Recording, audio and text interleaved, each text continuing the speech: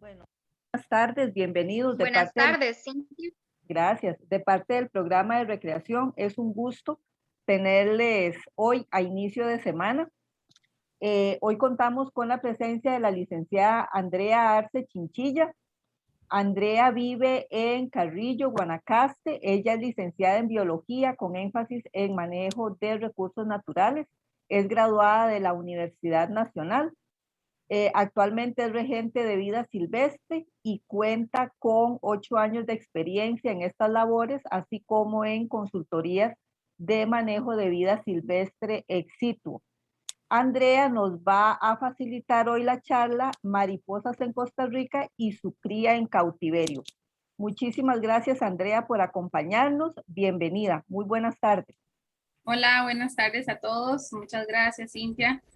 Muchas gracias a todos los participantes que están hoy aquí en esta pequeña charla que les voy a dar. Voy a compartirles aquí la pantalla para que ir viendo lo de la presentación que les voy a realizar. Sin más, vamos a empezar con esta pequeña charla. Es sobre las mariposas de Costa Rica y su cría en cautiverio. De forma general, les voy a hablar un poquito sobre, vamos a basarnos principalmente en lo que es la cría en cautiverio, los aspectos generales, qué comprende esta cría en cautiverio, y vamos a iniciar un poquito con generalidades, hablar un poco de las especies más comunes para estas prácticas y cuidados o aspectos importantes que se deben tomar en cuenta para este tipo de actividades. Estas son una de las actividades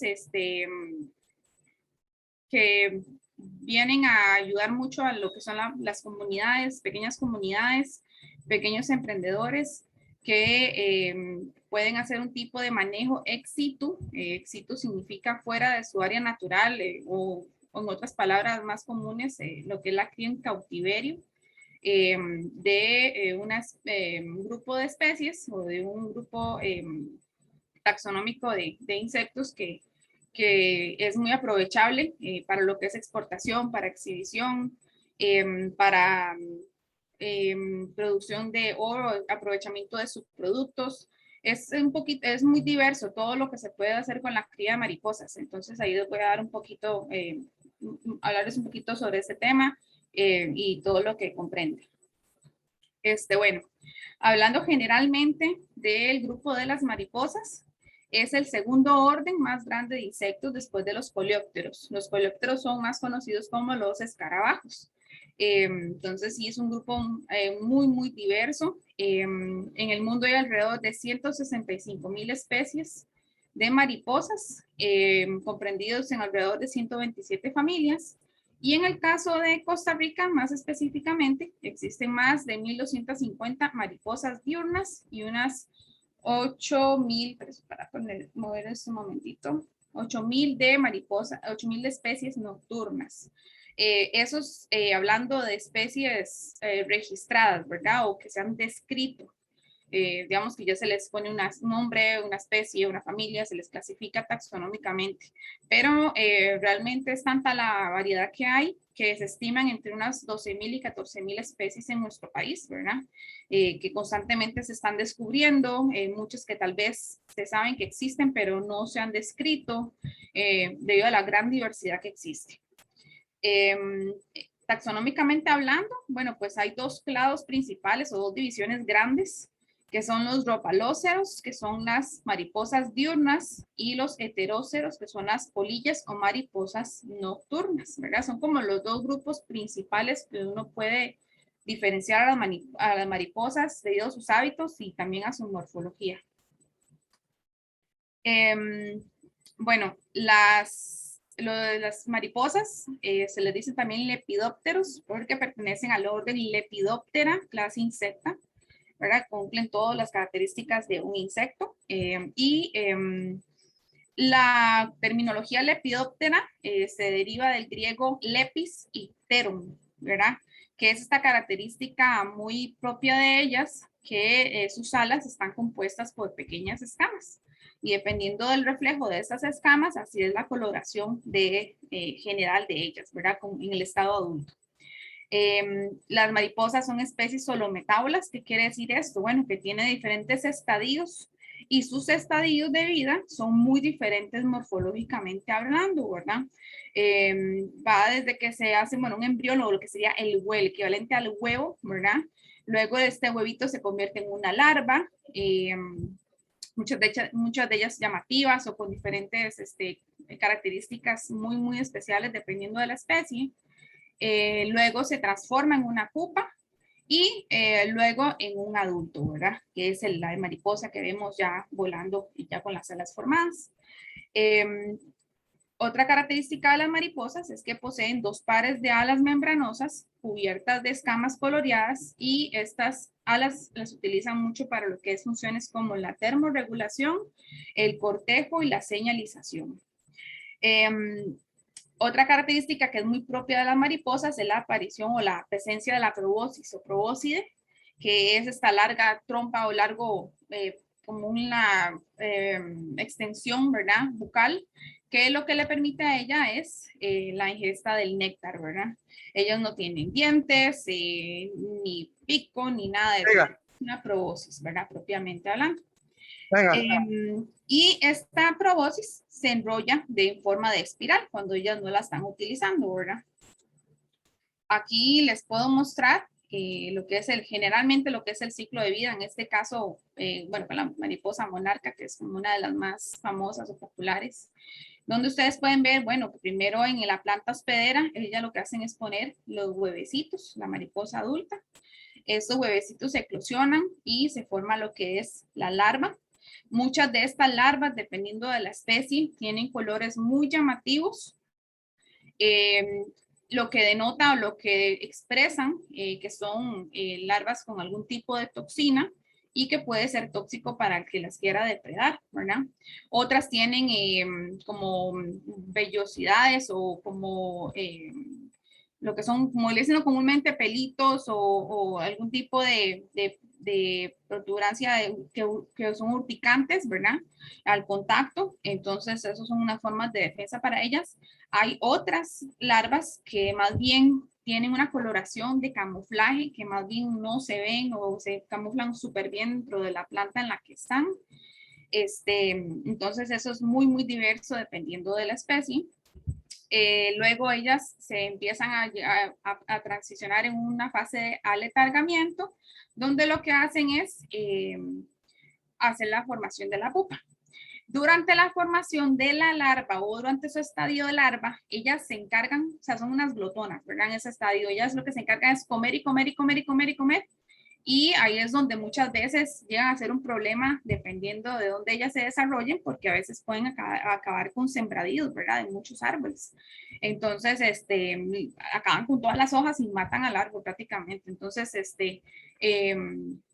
es una etapa como la que se alimenta demasiado porque después sigue esta etapa de aletargamiento o de que tiene que almacenar toda esta energía para la formación de la pupa, que en este tiempo, pues ellas por supuesto no van a comer nada, lo que hacen es simplemente hacer su metamorfosis interna, en la que se van formando sus alitas, muchos de sus órganos internos cambian totalmente.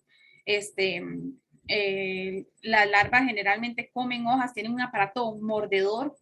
Ese aparato mordedor se desaparece porque ya empiezan a formar la probóscis, ¿verdad? Entonces ya es morder, la función de morder la pierden y se transforman totalmente. Es algo increíble cómo ellas cambian casi que totalmente en su estructura, ¿verdad? Interna y alimenticia, digestiva, en muchos estratos de su morfología. Ya estando la pupa formada, pues entonces empieza la aparición del adulto, ¿verdad? Ellas lo que hacen es simplemente poquito a poco, la coloración de la pupa va cambiando, se va oscureciendo de forma, generalmente para todas las especies se oscurece y lo que hace es que la mariposa empieza a salir con las alitas bien como arrugaditas, bien encogiditas y empieza ya a salir poquito a poco, deja como un pequeño cascaroncito y ahí donde ella empieza poquito a poco a abrir las alas, como decir, como a secárselas, ¿verdad? Porque ella sale como mojadita, como con tiene un nombrecito, ahorita no me acuerdo, que es como un caldito con el que ella vive ahí y cuando ella sale empieza a plegar sus alas, a irlas moviendo poquito a poco, y ya cuando estén bien extendidas, ya ahí donde ella empieza a volar, ¿verdad? Es un proceso que sí se lleva su tiempo. Este proceso de ciclo de vida es muy variable dependiendo de la especie. Para decirles algo, podemos decir que una mariposa morfo, todo su ciclo de vida va durando alrededor de un mes y medio más o menos, pero las mariposas nocturnas, la mayoría o especies más grandes, a veces duran 3, 4, 6 meses. Es muy variable dependiendo de la especie. Bueno, hablando ya propiamente de la zoocría de mariposas, ¿verdad? Lo que es criar mariposas. ¿Para qué queremos criar mariposas? ¿Cuáles son los objetivos o qué es lo que buscamos con la producción de mariposas en cautiverio? Bueno, principalmente es obtener individuos de diversas especies, las cuales se han utilizado se van a utilizar para múltiples propósitos, entre los cuales los más importantes o los más comunes son la exhibición, la venta de esos individuos, también la materia prima que se produce a partir de ellas para la creación de artesanías, y muy importante, que creo que es algo que siempre hay que tener mucho en cuenta y que es como de los objetivos más importantes, la educación ambiental, ¿verdad? Tanto mariposarios como los otros tipos de sitios de manejo que existen en nuestro país, uno de los principales objetivos es la educación ambiental, ¿verdad? El que las personas, comunidades, niños de cualquier tipo de grupo social aprendan y conozcan sobre el grupo que se está desarrollando, en este caso los mariposas, ¿verdad? Pero sí hay múltiples objetivos en los que se puede desarrollar estas actividades. ¿Qué ventajas nos traen la zoocría de mariposas? ¿Por qué es importante? Bueno, impulsan la conservación de estas especies, ya que disminuye la presión sobre poblaciones silvestres, ¿verdad? Al hacer cría en cautiverio, pues entonces estamos disminuyendo la tendencia a capturar especies silvestres. Si se quiere hacer algún tipo de comercio, pues se hace con especies nacidas en cautiverio, entonces el impacto en la ecología o en la naturaleza no va a ser nulo prácticamente, ¿verdad? Entonces, es muy importante para la conservación. Y con esos animalitos también, como les digo, al educar a las personas, pues entonces todo se hace dentro de un marco en el que lo que es el contacto con la naturaleza o la intervención a la naturaleza no se está dando, ¿verdad? Está dentro de un mismo círculo para proteger a esa naturaleza, a ese exterior que está ahí con sus poblaciones silvestres. También se logra la producción de individuos de mayor calidad para el observador, ¿verdad? Porque al evitar la presencia de depredadores o de especies 100% silvestres, que tal vez ya vienen con algún tipo de afectación natural de su supervivencia en la naturaleza, pues entonces a la hora de nosotros exhibir o de comercializar, pues entonces la mariposa, pues al eliminar este tipo de factores, pues entonces la mariposa que vaya a producirse pues va a ser más llamativa o de un mejor color, sus alas van a estar más completas, entonces en eso se mejora mucho por ese lado. Las tasas de reproducción son mayores en comparación con los individuos silvestres. ¿Por qué? Porque ya la zoocría de mariposas se controlan muchos factores, no solamente la alimentación, sino también factores ambientales, humedad, temperatura, depredadores. Entonces, al controlarse todos estos factores que las pueden afectar, pues entonces va a haber una mayor tasa de reproducción. Entonces viene a ser una actividad comercial bastante rentable, ¿verdad? Para el que lo quiera desarrollar. Otras ventajas es que impulsa el desarrollo de comunidades. Hay múltiples comunidades a lo largo del país que han desarrollado la zoocría de mariposas, qué sé yo, que se hace un pequeño mariposario en su pueblo para que las personas lleguen a visitar y entonces con ello tengan algún tipo de entrada económica, ¿verdad?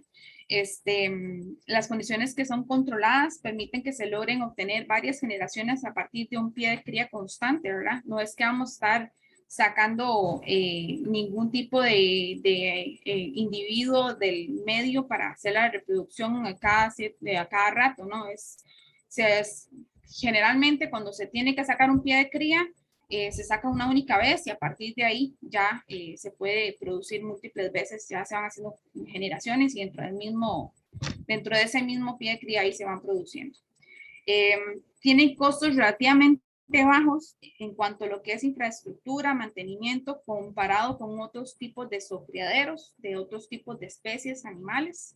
Las mariposas no requieren grandes cantidades de dinero, de inversión. En realidad es un mercado bastante rentable en el sentido de que no es tan elevado como, por ejemplo, no sé, criar venados o que ocupan un mayor espacio, que son uno de los tipos de sucreros que hay en el país. En realidad no se ocupa tanto espacio, lo que es gastos de alimentación, mantenimiento son bastante fáciles y más adelante les voy a explicar cómo son más o menos, ¿verdad? En forma general. Y como siempre, ¿verdad? Como les digo, es una herramienta muy valiosa para la educación ambiental. Esto es siempre como un pilar, ¿verdad? Para lo que es todo este tipo de desarrollo de sitios, sitios de manejo ex situ, ¿verdad? Y es lo que siempre debe prevalecer, que el objetivo siempre sea educar y enriquecer a las personas de una manera que ellos aprendan a partir de esas actividades, que no sea solo un ingreso económico, sino que también haya un enriquecimiento en cuanto a la educación, ¿verdad? Y de las personas, de las futuras generaciones. Entonces, bueno, ¿cuáles son como las etapas o las partes que componen lo que es tener una cría de mariposas? Muy importante, que a veces uno no lo ve como turista, como visitante de un mariposario, pero es algo fundamental, es el vivero de plantas hospederas. Cada especie de mariposa tiene un grupo de plantas hospederas específicas para ella, que cumple con las condiciones químicas y condiciones morfológicas de la planta, que son aptas para esa especie, y esa especie la escoge para la puesta de huevos, es la especie que ellas van a comer. Las mariposas no comen cualquier planta, es muy específico para cada tipo de especie, ¿verdad? Entonces, el construir un vivero es sumamente importante con plantas de tipo hospedera. Es muy importante también que sepamos que cuando vamos a un mariposario o cuando queremos hacer un mariposario, no es un jardín de plantas ornamentales súper lindas y es un jardín súper, no sé, de las plantas que queramos, no. Tienen que ser plantas que sean funcionales para ellas. Y generalmente los jardines o las exhibiciones de mariposas, las plantas en general no son tan lindas, tal vez como si lo fuera un jardín ornamental común y corriente, ¿verdad? Entonces, muchas veces pasan que si nosotros hacemos un criadero y algún desarrollador quiere poner cierto tipo de plantas, pues hay que decirle, vea, esto no sirve, no va a servir porque las mariposas ni las van a volver a ver, a ellas no les interesa este tipo de plantas y entonces no es algún desperdicio, por decirlo así, ¿verdad? A esta foto de abajo de la pantalla que ustedes están viendo es una fotografía que encontré, que por cierto es del mariposario que existían que estaba en las instalaciones de la Unidad de Cañas, que ahorita no está en funcionamiento, pero que esperemos que más adelante entre en funcionamiento, donde tenían así múltiples plantas de vivero de todas las especies, plantas hospederas para las mariposas. Luego está la otra etapa, que son los larvarios. ¿Qué son los larvarios? Bueno, son áreas donde se movilizan a las larvas que se están produciendo en estos viveros para un control de su alimentación, de su desarrollo y que además permite que se les pueda alimentar de forma controlada y que con ello no lleguen a destruir totalmente lo que es el vivero. Porque como les digo, ellas en esa etapa de larva, ellas comen, y si uno deja el montón de larvas que se queden ahí en el vivero, pues entonces van a terminar eliminando el vivero, ¿verdad?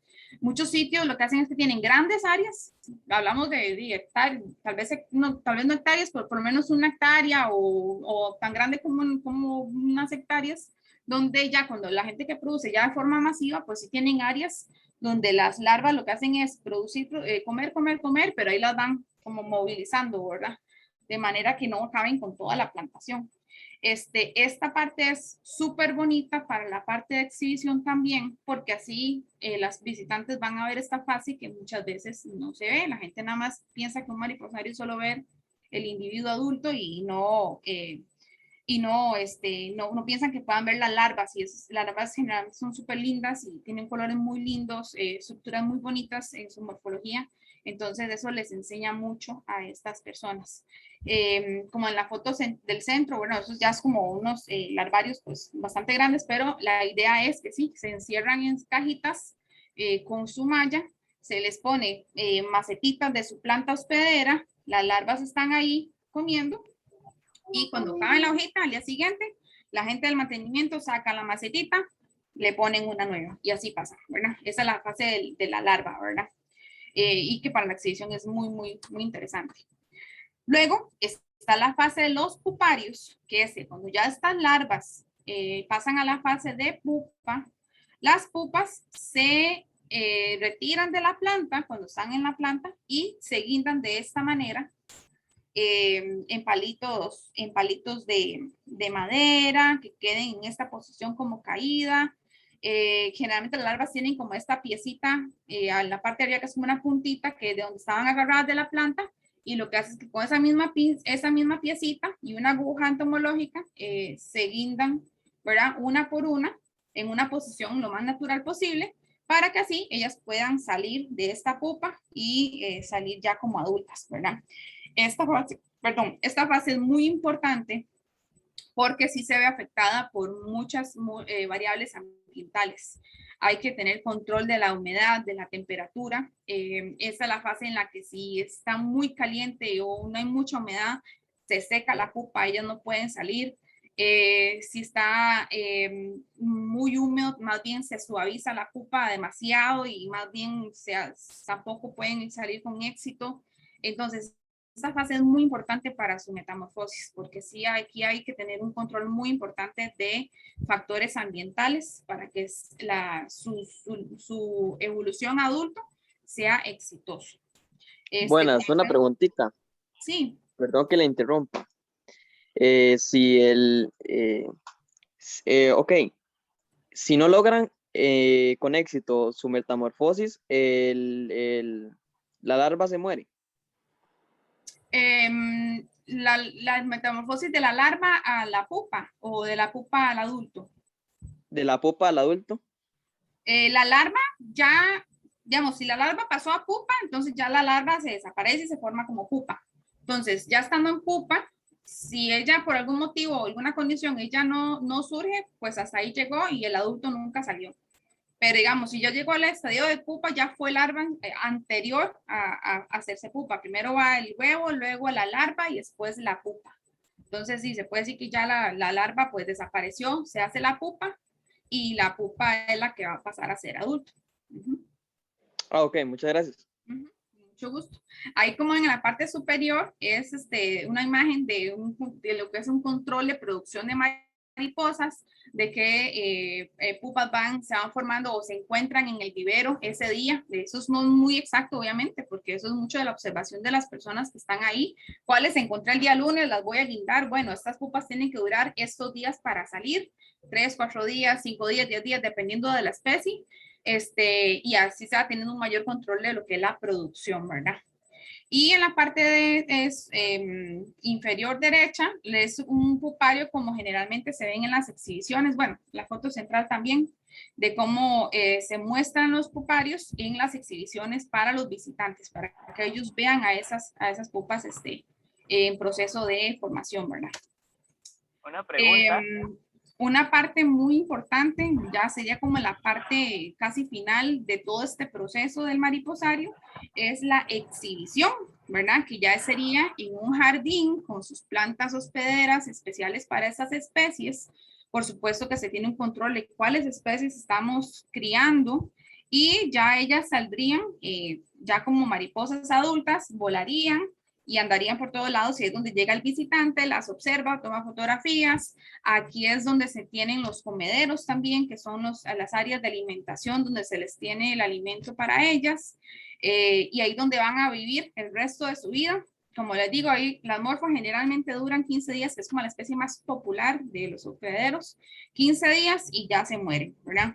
Entonces, en un ciclo de vida relativamente corto, hay otras que duran más tiempo. Por ejemplo, la cáligo dura un poquito más, creo que es alrededor de 3 meses que dura. La cáligo es nocturna, pero en el día, la forma en la que ellas duermen, o ver si dormirse, ¿verdad? Que se dice dormir, pero que se perchan, pues entonces sí, igual son muy llamativas por su tamaño, porque tienen esta alita que es como, así, asemeja el ojo de un búho, entonces igual son muy atractivas para la comercialización, ¿verdad?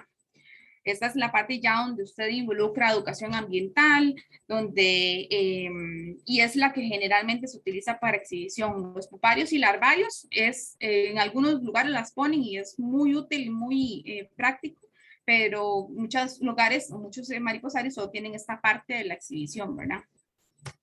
Y así es como generalmente se debería ver un mariposario, ¿verdad? Bien hecho, por decirlo así, con bastantes plantas hospederas, con las áreas de alimento, de comedero y muy importante la información, ¿verdad? Sobre las especies que están volando y también es interesante cuando se pone información de las plantas hospederas también, porque es que son las hospederas, qué características tienen, que las hace ser hospederas, verán múltiples cosas. Entonces es algo como muy educativo, es como decir un jardín educativo, ¿verdad? No es un jardín que es muy lindo porque tiene muchas flores, no, es un jardín que tiene un propósito. Entonces esa área se vuelve como muy útil para todo el proceso, ¿verdad? Entonces es parte del proceso, no solamente un sitio donde usted las tira y se exhiben, no, tiene su funcionalidad también. Aquí como pueden ver es como un ejemplo de lo que se hace en exhibiciones de mariposas, ¿verdad? Los alimentadores son sitios donde la gente puede observar mejor a estas maripositas, pueden observar cómo se alimentan, a los niños les encanta. En el lado, al lado izquierdo, lo que pueden ver es un larvario, ¿verdad? Generalmente los larvarios se mantienen así, en cajitas con malla, donde están las macetitas adentro con las larvitas alimentándose. Generalmente se tiene esta barrera porque las larvas pues no se deben tocar, ¿verdad? No se pueden tocar, algunas ortigan inclusive, entonces sí hay que tener mucho cuidado con esta parte.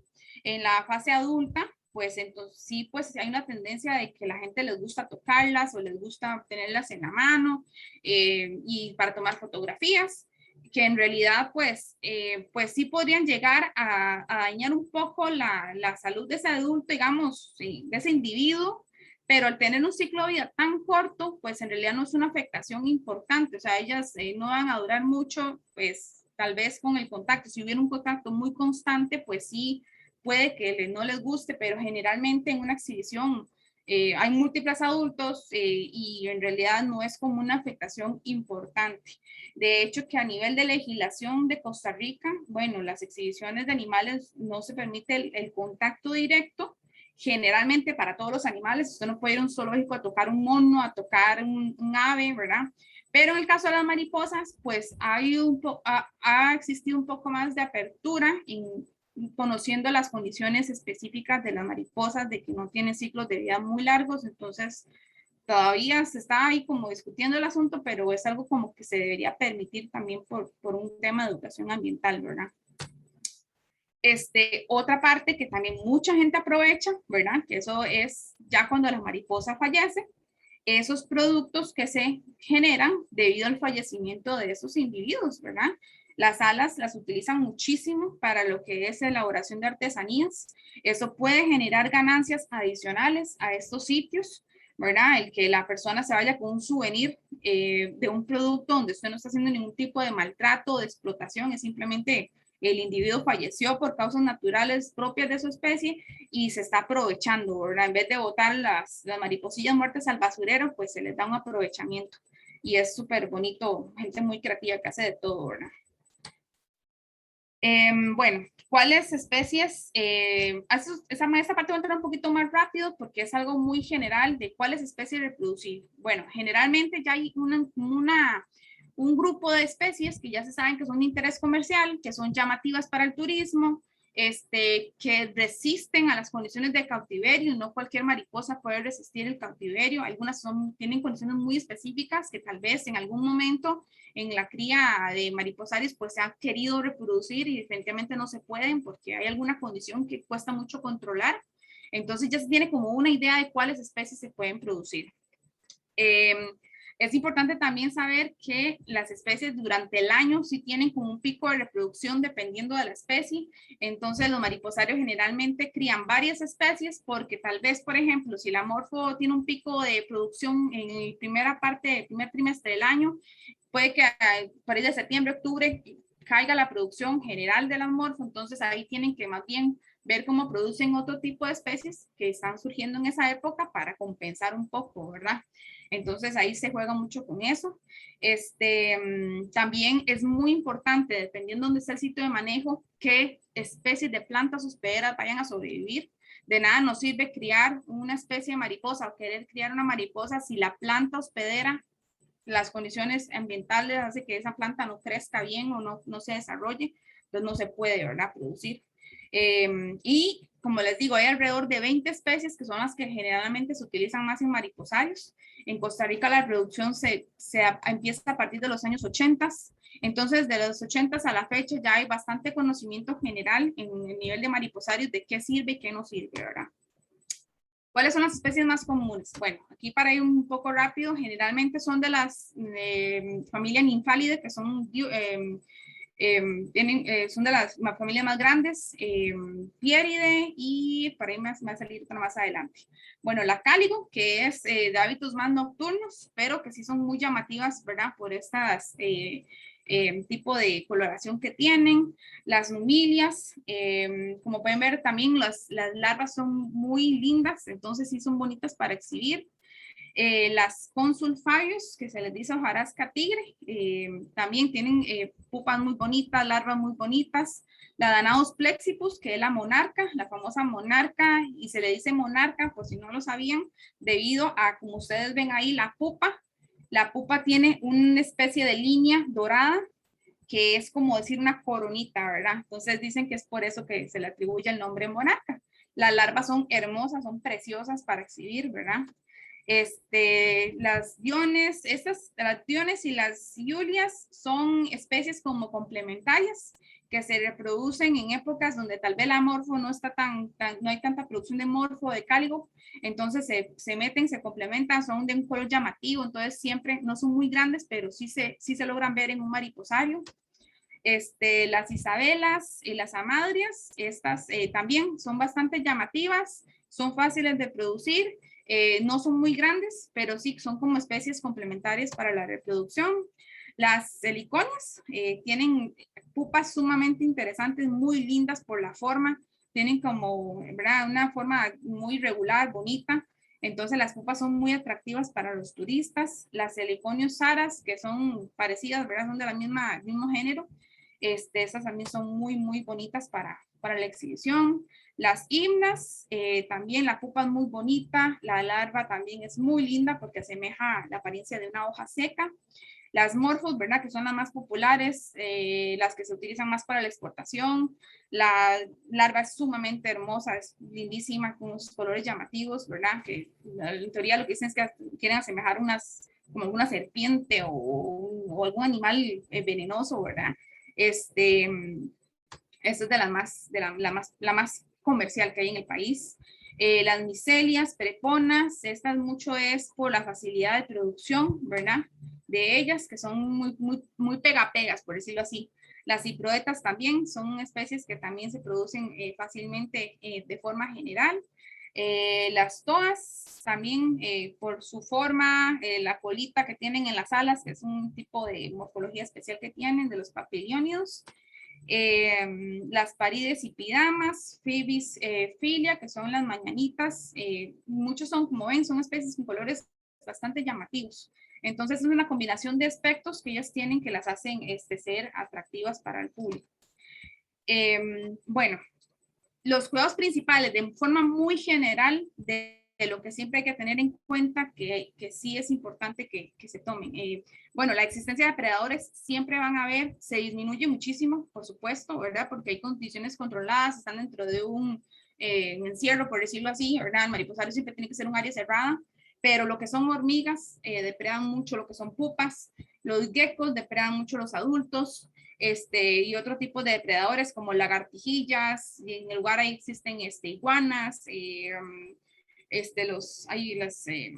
hay bichillos, unos, dependiendo, hay algunos mamíferos también que entran y se las comen, ¿verdad? Entonces, si tienen, hay un control de depredadores que es muy importante hacerlo. Es muy importante el control de virus y bacterias. Uno ya conforme pasa el tiempo en el mariposario uno se puede dar cuenta de si hay una presencia de algo que no está bien.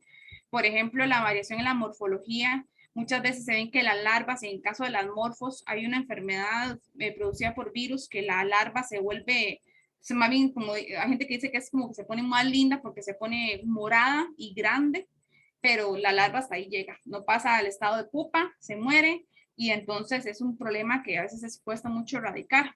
Y también, por supuesto, ya cuando usted ve una baja producción de adultos, a veces las pupas se compran y usted ve que no nacen muchas veces es por algún virus o bacteria que ya ellas traen, ¿verdad? Entonces hay que tener un control muy riguroso de eso, ¿verdad? Eso se va viendo con la experiencia, con el paso del tiempo, de la producción. Generalmente en los mariposarios es importante tener una hoja de control de si se compran las pupas, de cuántas se compran o de cuántas se producen, de cuántas nacen, ¿verdad?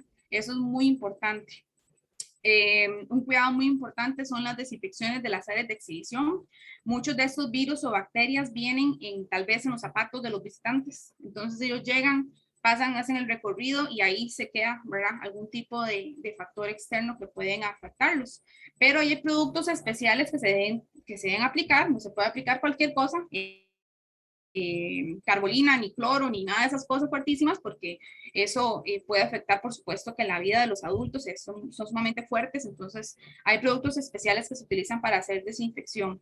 Y en cuanto a la alimentación, pues es muy importante que se sepa que, por ejemplo, generalmente la alimentación o los comederos de estas especies o de las mariposas son con frutas fermentadas.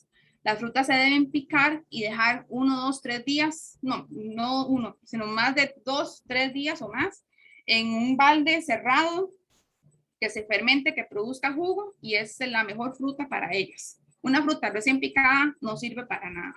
Entonces es muy importante. También a la hora de hacer el jardín de exhibición, pues tienen que haber plantas que se sirvan para la alimentación, plantas con las flores específicas para ellas. Y en algunos sitios utilizan alimentadores para colibríes con agua y azúcar, pero en realidad no es recomendado y es muy poco utilizado por estas especies en general de mariposas, no lo utilizan mucho, es como una cuestión más de estética, de que vean que hay alimentador, pero más bien hasta puede producir, si no se lava bien, si no se tiene un buen aseo de estos comederos, más bien pueden haber proliferación de hongos y puede ser más bien un problema, entonces no se recomienda ese tipo de alimentación. A nivel legal, ya para ir terminando, ¿qué se requiere para criar las mariposas a nivel legal y de inversión? Bueno, en nivel de infraestructura, sí es importante que si yo quiero producirlas y exhibirlas, bueno, para el área de vivero se tiene que tener un área importante para la generación de plantas hospederas o el crecimiento de esas plantas hospederas. Esto depende mucho de la capacidad del productor, de cuánto se quiere proyectar, cuánto quiere vender. Muchos de estos criaderos más bien se dedican a lo que es la compra de pupas y empiezan a partir de ese estadio de pupa. Entonces, compran pupas a otros criaderos y ahí empiezan el resto de las áreas que ya les expliqué, lo que es el pupario, el larvario y la exhibición, ¿verdad? Pero todas esas áreas sí son importantes con su inversión en infraestructura. A nivel de papeleos, bueno, las mariposas son especies silvestres en Costa Rica, entonces se tiene que hacer un plan de manejo y permisos del SINAC, ¿verdad? Del MINAE. Se tiene que hacer un plan de manejo con todos los aspectos que incluyen desde la elaboración del croquis de cómo va a ser el recorrido de los visitantes, cómo hacen la infraestructura del mariposario, dónde se van a tener las plantas hospederas, cuáles especies se quieren producir, todo, es como la Biblia del lugar, es muy importante, un plan de manejo que se realiza lo realiza un biólogo regente. Y otro tipo de permisos, ¿verdad? Ya lo que es más administrativo, municipalidad, uso de suelo, Ministerio de Salud, dependiendo del tamaño del sitio. Y ya después de que el SINAC da el permiso de funcionamiento del mariposario, pues sí se tiene que contar con la visita mensual de un biólogo regente que fiscalice y que controle que todo está en perfectas condiciones, porque el biólogo regente lo que hace es dar cuentas a SINAC de cómo está ese sitio, de que todo se esté elaborando de la mejor manera. En el caso de mariposarios no es necesario un veterinario, ¿verdad? Como si fuera un criadero de venados o en otras especies. Esa es una particularidad, ¿verdad? Es un poco como lógica, pero sí es importante saberlo, ¿verdad? Un veterinario no va a ser jamás un requisito en este tipo de sitios. Y eso sería todo, algo muy general sobre los criaderos. No sé si él tiene alguna pregunta o duda. Mucho gusto estoy para responder.